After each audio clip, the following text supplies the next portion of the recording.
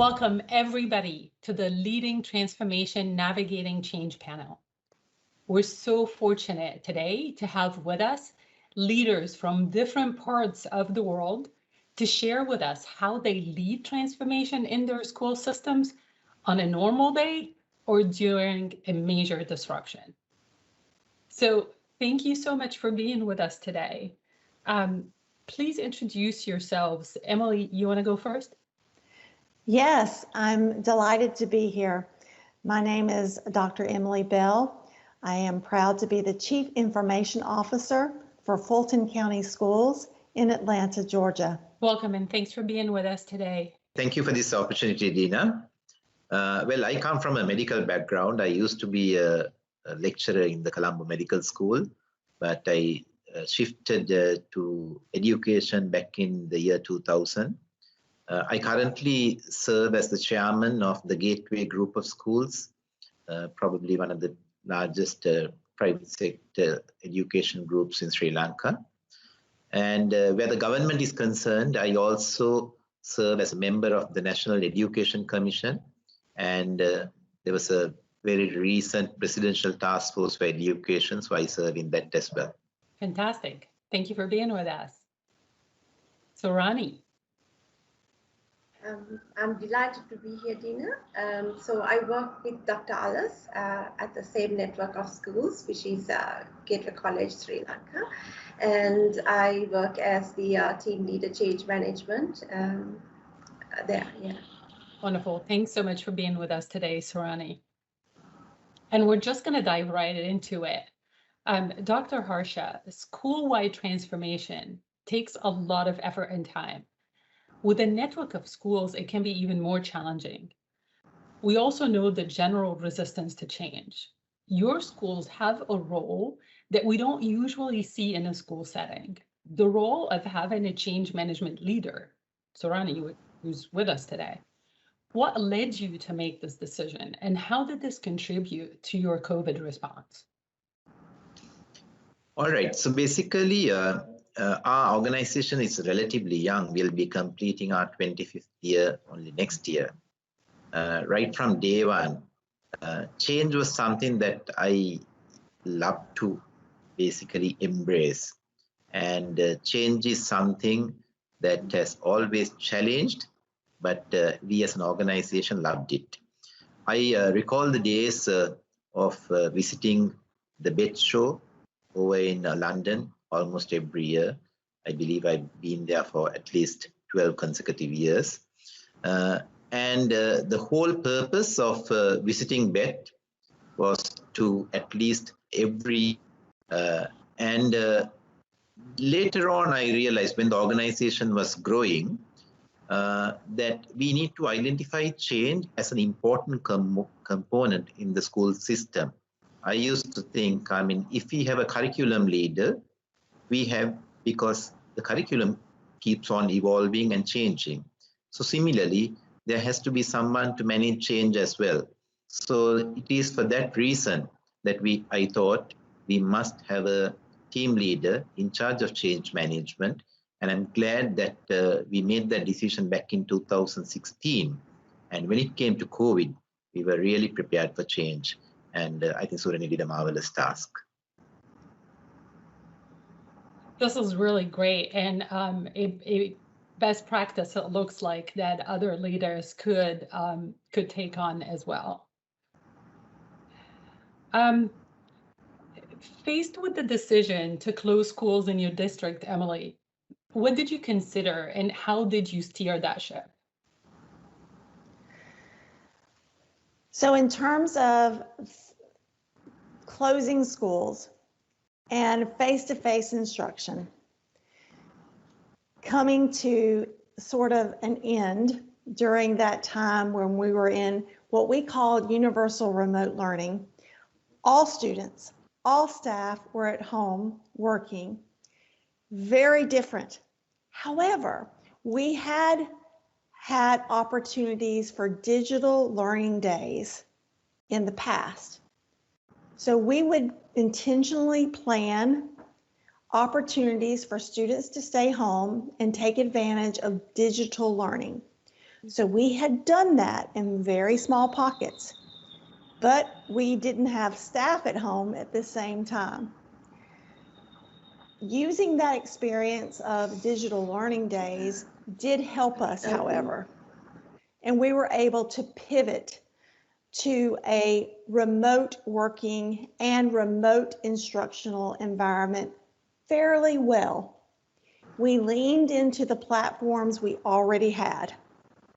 So we had a Microsoft A5 license, and we leaned into that and created Microsoft Teams as our standard for collaboration and productivity. Before we created that standard, we allowed schools to use what they wanted to. But going into the pandemic, we got the feedback from our parents and community that there was a lot of confusion around, where am I supposed to be? Is it Zoom? Is it Google Hangouts? Is it this? Is it that? There's so many different platforms. We standardized to create a more consistent and defined experience for our students, our parents, and our staff. Again, the digital learning days help set us up for success. And then the standardization on that platform continued the success. And I must mention that the grit and the growth mindset of our teachers is really what made us successful. That's a great point to highlight here. I know a lot of leaders are kind of always looking at how do they walk that fine line between allowing choice, but at the same time standardizing so that there is a continuous learning experience that is consistent across the board as well for parents and for teachers and for students.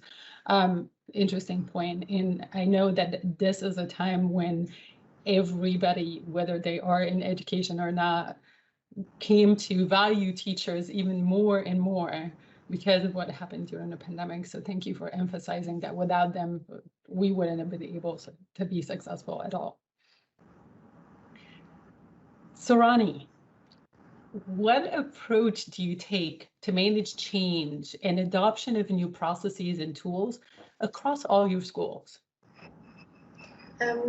For us, the K-12 Microsoft Education Transformation Framework, or the ETF, has been an excellent starting point and an effective guide to navigate the complexity of transformation. It has helped us envision what's possible and helped us develop strategies to achieve them. Because it covers all aspects of education, from leadership and policies to even school environment, we've been able to benchmark what we do with what is expected as globally accepted and well-researched practices in education. So this framework, of course, looks at a whole organization transformation. However, we need to remember that change happens at individual level. For organizations to change, all the individuals within that organization must change. So we must first understand how to affect change one person at a time. Of course, we do employ various change management principles and strategies to achieve this. For example, I rely on tools such as the ADCA model, which is a 5 goal-oriented elements that individuals must achieve for change to be successful, which stands for awareness, desire, knowledge, ability, and reinforcement. For example, if I take the third block, which is knowledge of how to change, once we've established a vision for change and everyone is on board with the idea, it's imperative that we give our teachers the necessary training for them to have the skills and tools and knowledge to achieve the desired change. So I've come up with a program called Training Tuesdays, where our teachers are expected to dedicate 1 hour a month with me, where I do sessions on either the technology or the pedagogy needed to achieve our new way of teaching and learning, which is the hybrid model that we've adopted.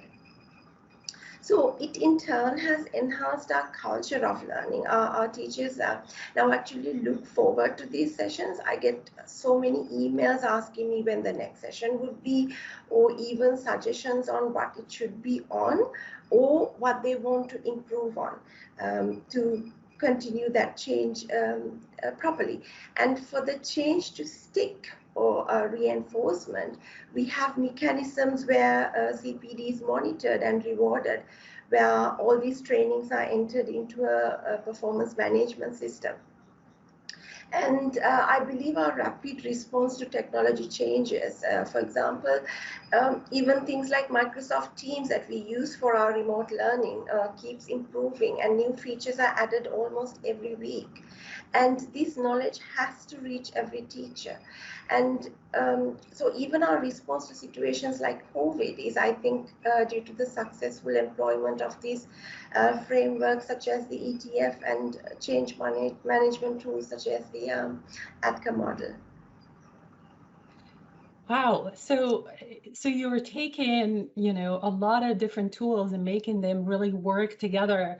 I love that you're leveraging the education transformation framework. It's something that Microsoft has put a lot of research and best practices, from leaders all around the world behind. And then also you refer to ProSci, the AdCard model, and Microsoft itself used that approach to reinvent itself. When we had our new CEO, not so new now, but Satya Nadella step in and rethink Microsoft culture, and with that came a lot of changes.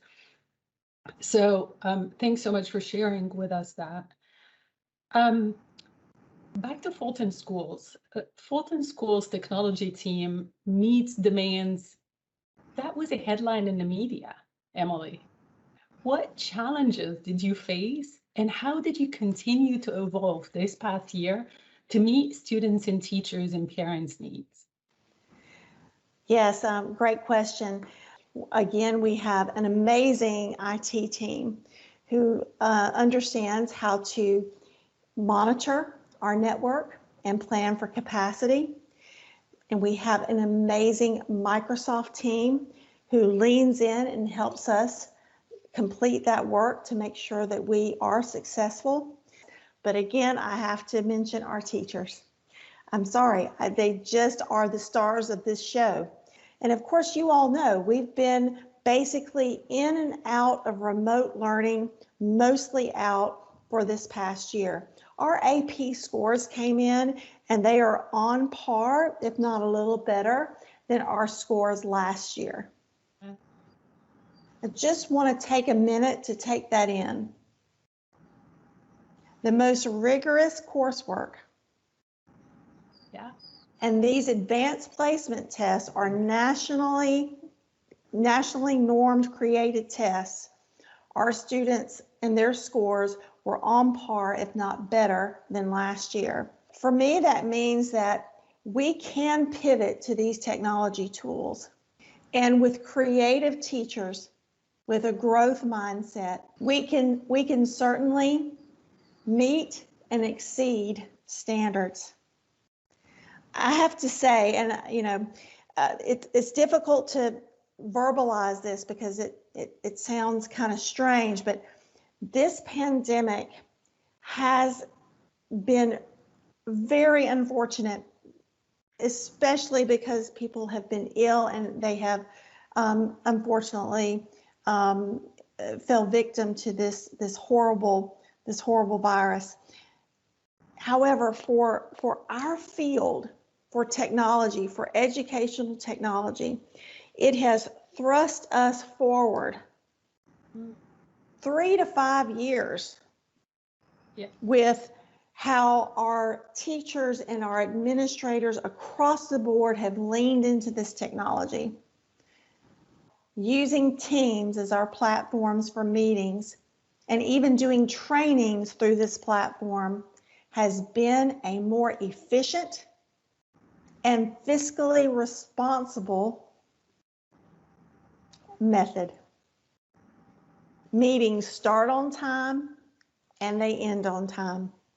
Our students are able to meet and exceed, and our staff is able to meet and exceed. And I definitely hope that we learn from the lessons, that we continue to grow from here. During the pandemic, we were very concerned about our bandwidth usage. We were worried that all of these students and all of these teachers connecting to our network in synchronous meetings with video would cripple our network. So we added bandwidth, which is more money. It definitely costs more, and that cost is taxpayer money. So we are very conscious about that. We increased the network. We're doing well. We're staying below where we are, where our cap is for our network bandwidth. But there are some who think, well, when we go back to normal, we can scale back on maybe some of the expenditures that we have made for technology during this pandemic. But, you know, I have spoken out about guarding that gate, because in my role, I definitely want to protect the what if, and God forbid there's another pandemic, but it could be weather, it could be something else. So I guard against the what if, and then I protect for the what's next, because we never know. And in my experience, every time you increase your bandwidth for one reason or the other, technology comes around, evolves, and you suddenly grow into that bandwidth. Yep. A bandwidth amount that you never thought possibly you would need. Yep. No way we'll ever need X amount of bandwidth. And you find yourself growing into it. I've just been around long enough to know that we need to learn our lessons, hold, and be ready to grow even more. Absolutely. I love this. The only way is up from here. You create a space, you consume it. There's no turning back. Dr. Harsha, gateway schools have always been at the forefront of using technology in education, being a showcase school for the past few years, right? How has the experience of the past year, how did it change your path? And what aspects have been halted maybe, and what has been accelerated? Okay, I think in 2 weeks' time, we'll be celebrating 1 year of going through this experience. And I think before I get there, I must congratulate Emily for having this confidence of thinking what next. A lot of people don't want to think that way. I know, I think it's been quite an experience, and we've had very similar experiences, Emily, with regards to examination results and cutting down travel. I think these are all common, I mean, whichever part of the world you live in. But I think what is important is this whole experience has given us more options. I mean, personally, I've come to the stage where, you know, whenever there is an issue, I think, should it be done physically or virtually? And this is not something that we have, you know, done very well in the past. Because I'm also a believer that human interaction cannot be supplemented by anything else, not even with technology. So we must obviously capture every possible opportunity that we have where we are able to interact, especially with the students, because they are the, you know, they should be the ultimate beneficiaries. But going through this exercise, yes, I mean, example, we too use A5 to talk to parents, and we have a network of schools. You know, when there had been important issues to be discussed, we've had broadcasts. and they worked very well, speaking to 400-500 people at once, for them to typing their questions. So it's worked out very well for us. Yeah. If I take another example, maybe we'll take sports. That was the area that suffered the most, but we use Flipgrid. We got children to do various things, skills, tasks, whatever, record them, upload them, okay, and have a discussion. Now, this gave them an opportunity not only to showcase what they did, but to see what others did, which was amazing. And I think moving forward, I've been talking to some of our trainers. I mean, what a wonderful tool. We don't have to have basically auditions. Auditions can be cut down, and there can be a large audience taking part whenever you have an audition. Okay, so things like that we've learned. But should the sport be limited to Flipgrid? No. First available opportunity, they should get to the playground. So this is where we need to kind of, strike a balance.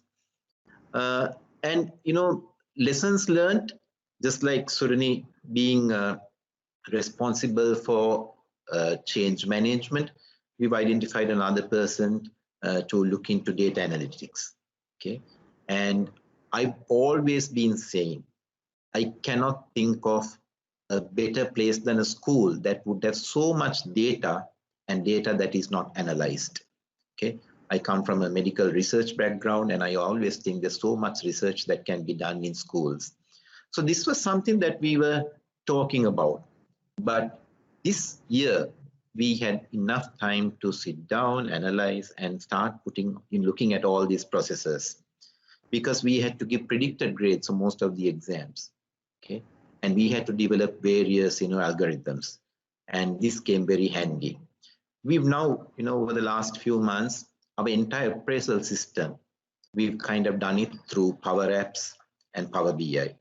I mean, these are excellent tools which we would have never kind of looked at before. So there are lots of new opportunities coming, but what is important is schools, networks, we have to always strike this balance. Look for new opportunities, okay, and make sure that the ultimate beneficiary of this whole exercise would be the students. And of course, it should be at all times supporting teachers. Things like in a situation like this, I have seen, you could take two routes. You could either strengthen a few individuals who are experts in technology and get them to do most of the work. Sometimes even schools do that. They train a few people and they deliver to a wide audience. But I think the success should be if we empower everyone. Where the Gateway Network is concerned, I think I must thank Surani and her team. All 550 teachers teaching from playgroup right up to advanced level, okay, they all are on teams and they all are doing a lot of creative stuff. And in that, I'm very happy that we've aligned ourselves very well to Microsoft ethos. In fact, coincidentally, very recently, we started a group of kindergartens, and we named them 7 C's. And to my happiness, when I looked at it, we have 6 among 7 are the C's that you believe in and you practice in, and 7th was cheerfulness. Okay. And so all in all, I think over the years, we've aligned ourselves very well. We should add cheerfulness. This is fantastic. I love how you've taken a lot of what's happened and turned it into opportunities. My last question, resilient leaders not just survive the moment, they set a goal to emerge from a disruption stronger. I know you're one of those resilient leaders, all of you. But Emily, where do you see Fulton schools beyond this pandemic? What's one thing you'll stop, one thing you'll start, and maybe one thing you'll continue? What a great question. It's not entirely my decision. It really needs collaborative discussion. We need to be intentional as we move forward. But I do believe that one thing we need to stop, if it's just me with the opinion, is instruction in a bubble. We need to capture instruction for 24/7 access. So if a student is not able to be in the classroom for whatever reason, they have access to it. I'd love to see us get to a space where we're capturing that. We have the capacity to do that. We know how to do that now. So I'd like for us to stop doing instruction in a classroom that goes away the same day that it's delivered.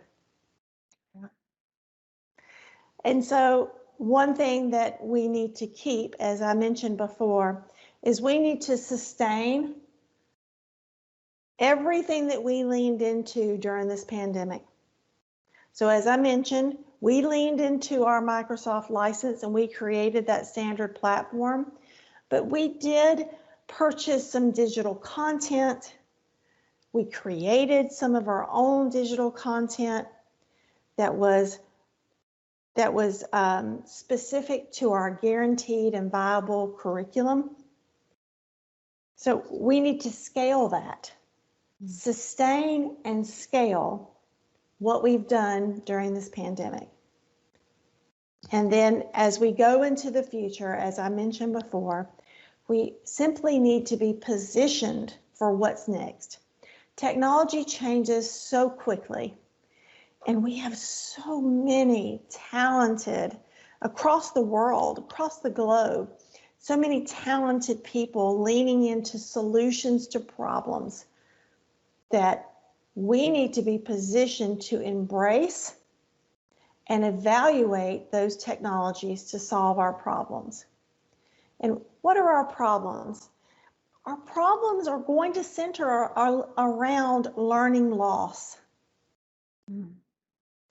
Yes, I did mention that our AP scores met and exceeded, so we do know that the technology can work, but there were definitely pockets of students this did not work for. For myriad reasons. And there is going to be learning loss. We're already beginning to study that in Metro Atlanta, and we're seeing the data pop up around reading and math and what those learning losses look like. We need to be positioned to be able to provide tools to help shrink that gap, that learning loss gap that COVID-19 and remote instruction has possibly caused. Thank you so much. It looks like you've thought about so much of how do you take what happened in, how do you take the lemons and turn them into lemonade kind of thing. But also there are still questions and more things to consider and problems to find solutions for. I just want to end by not just thanking all of you, but to just let you know that we at Microsoft are here and we're listening, and we want to know what are your challenges moving forward, and we want to continue to partner with you to find these solutions. That's what we do every day. That's what keeps us motivated, is to solve problems and empower all leaders around the world. So thank you so much for sharing your stories, your wisdom with us today. I appreciate all the value that you brought to our large audience attending this event today. And I hope that we continue to keep the dialogue open and we continue to support you in the years to come.